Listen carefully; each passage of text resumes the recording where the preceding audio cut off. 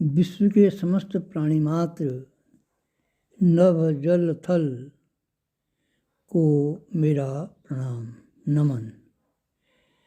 सारे प्राणी मात्र को, मानव जाति को मेरा प्रणाम। मैं रेवाधर तिवारी, मेरी नागरिकता भारतीय है, मैं भारतवर्ष का निवासी हूँ और उत्तराखंड देवभूमि में मेरा जन्म स्थान है।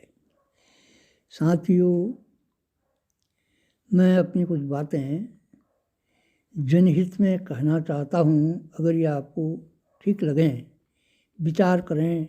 अगर विचार करने के बाद ये ठीक लगती हैं तो मैं आप लोगों से, सभी से यह अनुरोध करूँगा, प्रार्थना करूँगा कि इन बातों को अपने हृदयगम्य करते हुए और अपने विचार से फिर आगे की कार्रवाई आप करें। साथियों, इस समय हमारे देश के 5 राज्यों में चुनाव का माहौल चल रहा है।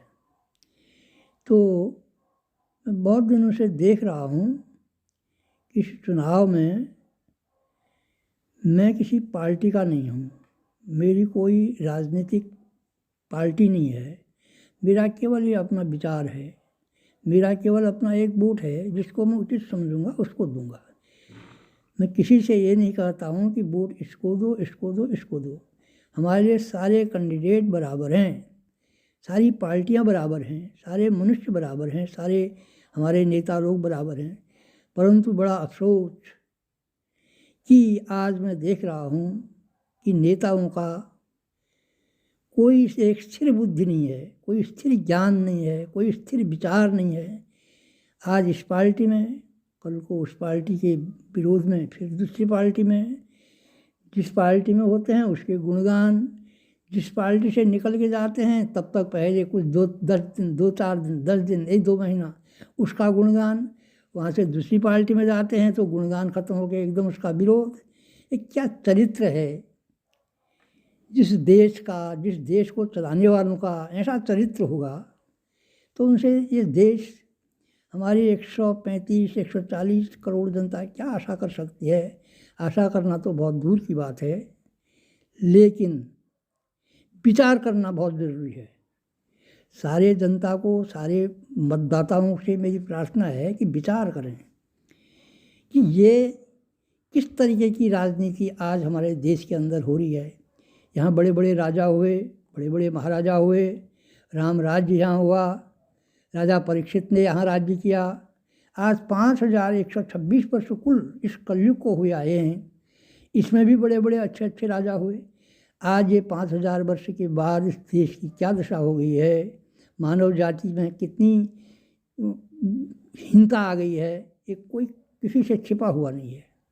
साथियों, इसका कारण क्या है? इस कमी का कारण, इस सारी कमियों का कारण अज्ञान है।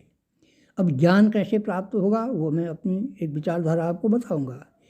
ज्ञान तो तभी प्राप्त हो सकता है जबकि हमारे वेदों में, पुराणों में उसको प्राप्त करने की विधा बताई गई है। उसमें कहा गया है एक जगह, कामात् संजानते क्रोधम, क्रोधात् भवति सम्मूढ़ो, सम्मूढ़ात् बिभ्रतः स्मृति, स्मृति बिभ्राट बुद्धि नाशोस्तु। जब अनेक इच्छाएं होती हैं तो क्रोध, वो इच्छाओं की पूर्ति में आप प्राणी लगा रहता है। जब उसकी पूर्ति नहीं होती है तो क्रोध उत्पन्न होता है। जब क्रोध आता है तो बुद्धि जो है वह भ्रमित हो जाती है। जब बुद्धि भ्रमित हो जाती है तो बुद्धि नष्ट हो जाती है और बुद्धि के निर्णय की शक्ति समाप्त हो जाती है। उसके पश्चात वह अपने से साधन से गिर जाता है। आज सारे लोग इसी पर लगे हुए हैं।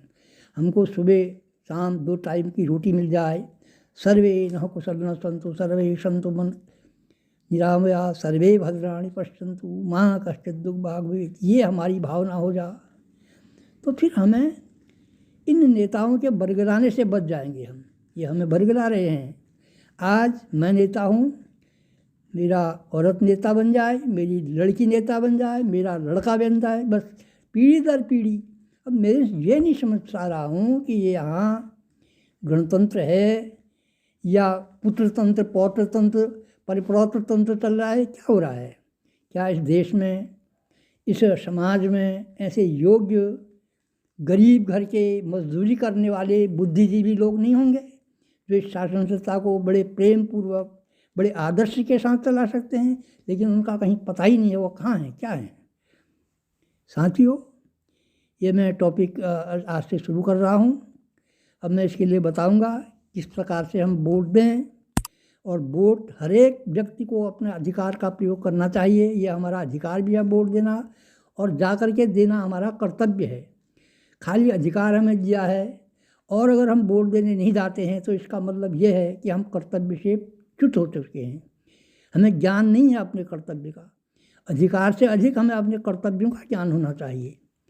अधिकार अगर हैं, कर्तव्य हम नहीं करते हैं, तो इसका मतलब है कि हम ही सबसे ज़्यादा गलती कर रहे हैं।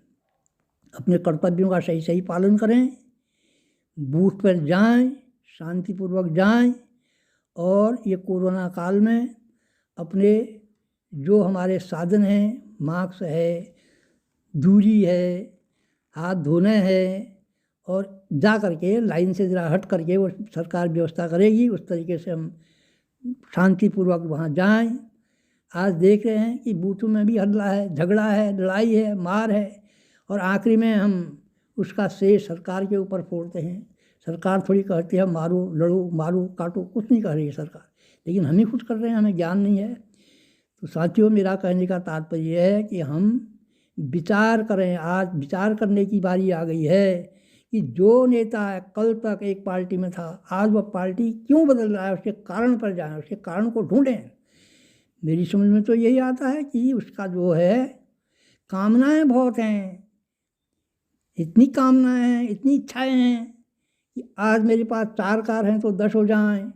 लड़का जैसे मैंने कमा लिया अरबों खरबों की माया, वैसे लड़का भी कमा ले, और उस पर भी उनको शांति नहीं है, तब बदल रहे हैं। कोई डर के मारे बदल रहे होंगे। मैं किसी नेता के विषय में, किसी पार्टी के विषय में कुछ नहीं कह रहा हूँ।